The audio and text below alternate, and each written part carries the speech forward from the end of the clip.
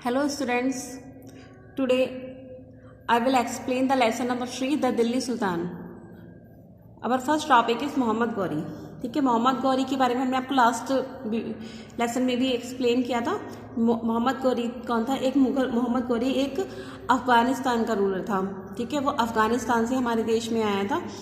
और पहले जो मोहम्मद गौरी था की जो थी वो फाइट हुई थी किससे? पृथ्वीराज चौहान से हुई थी.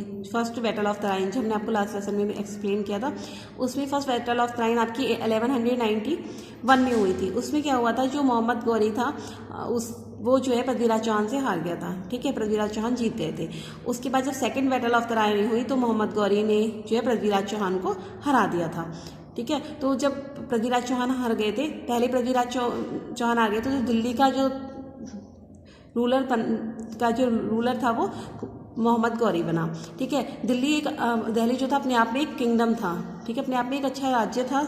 ठीक है, तो पहले दिल्ली के लिए जयचंद्र और पृथ्वीराज चौहान में फाइट होती रहती थी. ठीक है, उसके बाद पृथ्वीराज चौहान ने जयचंद्र को हरा दिया था और खुद दिल्ली के शासक बन गए थे, दिल्ली के रूलर बन गए थे.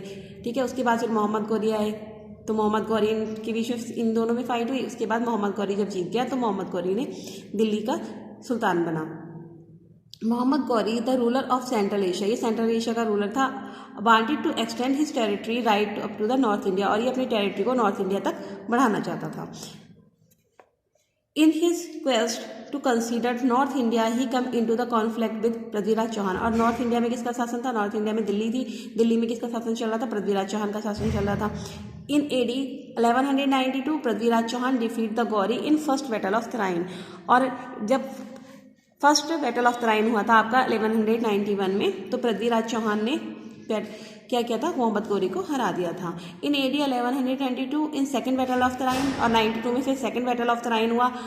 तो क्या हुआ? गौरी ने पृथ्वीराज चौहान को हरा दिया. जब पृथ्वीराज चौहान हार गए थे तो फिर दिल्ली पे जो था किसका? मुगलों का राज होने वाला था. फिर क्या होते? पहले राजा बनते थे, अब कौन बनने लगे? वहाँ पर सुल्तान बनने लगे थे.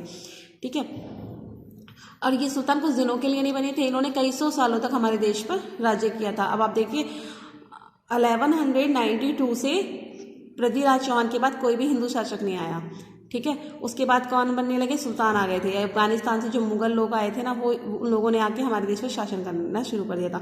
हमारे देश बस बहुत सालों तक, कई सौ सालों तक लोगों का गुलाम रहा. कभी मुगल आए थे, मुगल के बाद फिर ब्रिटिश लोग आ गए. ठीक है, अब जाके कहीं हम थोड़ी फ्री लाइफ जी रहे हैं, नहीं तो पहले तो बस इन लोगों की गुलामी करनी थी. Stabilisement of the Delhi sultan, कैसे स्टेबलाइज हुए थे दिल्ली सुल्तान? This victory led to the foundation of Delhi sultan which ruled the country from AD 1206 and AD 1526. The period saw the rules of 5 powerful dynasty. मतलब जो स्टेबलाइजमेंट हुआ था दिल्ली सुल्तान का, वो कब से हुआ था आपका? 1192 के बाद जो सल्तनत थी वो किसके हाथ में आ गई थी? मोहम्मद गौरी के हाथ में आ गई थी. तो मतलब 1192 से लेके 1206 तक तो मोहम्मद गौरी ने शासन किया था. ठीक है, उसके बाद क्या हो गया था? दिल्ली की सल्तनत जो है फिर मोहम्मद गौरी के बाद डिवाइड होने लगी थी. मतलब उसमें जो है काफ़ी डिफरेंस हो गया था. The period short to rule of 5 powerful dynasties. फिर क्या आई थी? उसके बाद क्या हुआ? 5 पावरफुल डायनेसिटी आई. डायनेसिटी मीन्स वंश. ठीक है, राजा, हमारे राजाओं के टाइम में क्या होता था? जो राजा का बेटा होता था वो राजा बनता था. लेकिन सुल्तान जब आए तो इसमें क्या होने लगा कि इनमें फाइट होती थी. तो जब फाइट होती थी, जो इनके वो होते थे ना, स्लैब्स जो होते थे, जो दास होते थे, वही राजा को मार देते थे और उनकी जगह ले लेते थे. ठीक है, जो शासक होता था. ठीक है, अब आपको बताते हैं हम इसमें. This period saw the rule of 5 powerful dynasty. They were, जो 5 पावरफुल डायनेसिटी थी वो कौन कौन सी थी? फर्स्ट थी आपकी स्लैब डायनेसिटी. जो स्लैब डायनेसिटी थी वो 1206 से लेकर 1920 तक चली. ठीक है, काफ़ी लंबे टाइम चली थी ये डायनेसिटी. उसके बाद 1290 से लेकर 1320 तक रही है. ये 1290 नहीं है. ठीक है, यहाँ पे ये थोड़ा सा रॉन्ग हो गया है. यहाँ पे आपका आएगा ये 920 नहीं है, 1290 है. ओके, 1290 तक.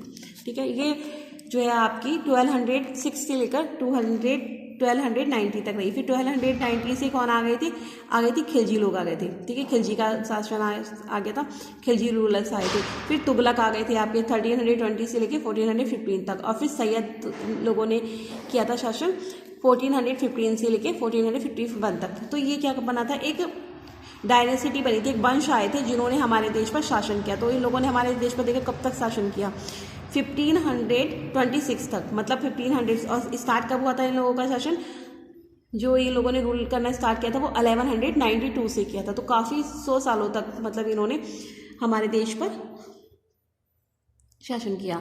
This period paved the way for the new cultural amalgamations of Hindu Muslim culture. इसमें क्या होता है, इस पीरियड में क्या थे, हिंदू भी थे हमारे देश में, तो मोस्टली हिंदू थे, मुस्लिम तो बाहर से ही आए थे।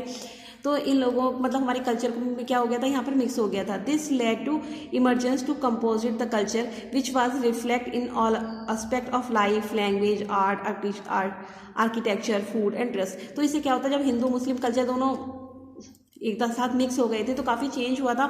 और हमारी लैंग्वेज में, क्योंकि लोगों की लैंग्वेज अलग थी, तो इन लैंग्वेज में आर्किटेक्चर, जो ये भी आर्किटेक्चर होता था, कोई भी इमारत बनती थी तो मुस्लिम लोग जो है वो अपने तरीके से बनाते थे, खाने पीने में, और जो ड्रेसेस वगैरह होती हैं, ठीक है, उसमें काफ़ी डिफरेंस आ गया था। नेक्स्ट है आपका टॉपिक सोर्स ऑफ इंफॉर्मेशन। इसको हम नेक्स्ट वीडियो में एक्सप्लेन करेंगे। Thank you.